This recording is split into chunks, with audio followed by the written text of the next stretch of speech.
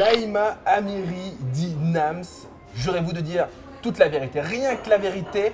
Checkez de la main droite et dites je le jure. Je le jure. Vous êtes ici car vous êtes accusée d'être une rapporteuse. Yarbé, oui c'est vrai, je suis une rapporteuse et depuis que je suis toute petite. Mais je suis pas une balance. Je fais mon métier de journaliste, c'est-à-dire que je rapporte ce qui se passe autour de moi.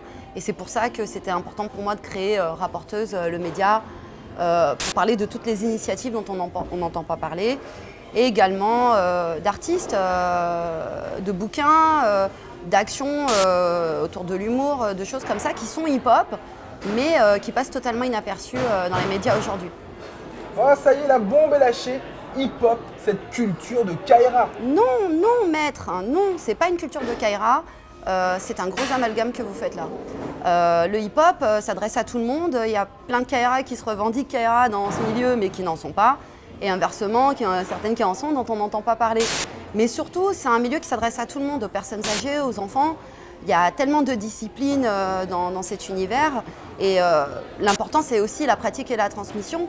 Et c'est ça qu'on souhaite mettre en lumière, notamment autour de block parties et de copains qui font des ateliers autour de chez eux, comme Sunsei, Rémi Gomis.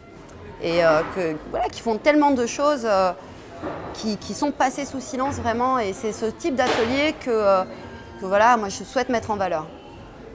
Non, mais je connais la banlieue, j'ai un cousin qui habite à Neuilly. Mais ce n'est pas la question. Par contre, la question la voici. Je sais que vous co-organisez le Last Sunday, qui est une espèce de rêve party pour ces mêmes Kaira. Oui, le Last Sunday qu'on fait depuis 10 ans avec vraiment que dalle comme moyen.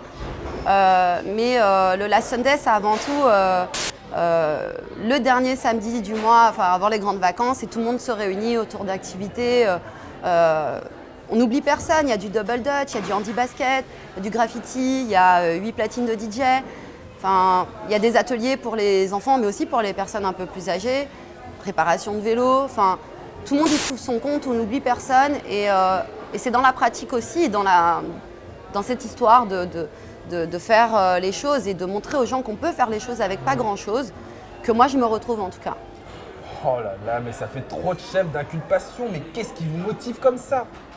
Oula, bah à part le sang berbère qui coule dans mes veines, je dirais que c'est la passion de la transmission en fait. C'est vraiment ça qui m'anime aujourd'hui.